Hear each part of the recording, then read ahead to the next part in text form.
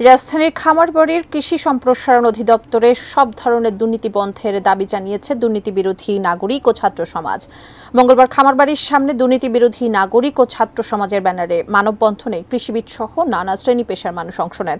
তারা বলেন, সম্প্রতি বদলি বাণিজ্যের অভিযোগে অধিদপ্তরের প্রশাসন ও অর্থ উইংয়ের উপপরিচালক ডক্টর মোহাম্মদ মাহবুবুর রশিদকে বদলি করা হয়। বদলি প্রজ্ঞাপন জারির পর গত বৃহস্পতিবার থেকে মাহবুবুর রশিদের অনুসারীরা খামারবাড়ির গেটে তালা, বহিরাগতদের দিয়ে সড়ক অবরোধ ও সংবাদ সম্মেলনের মতো কর্মসূচি দিয়ে নানা বিশৃঙ্খলা তৈরি করেন।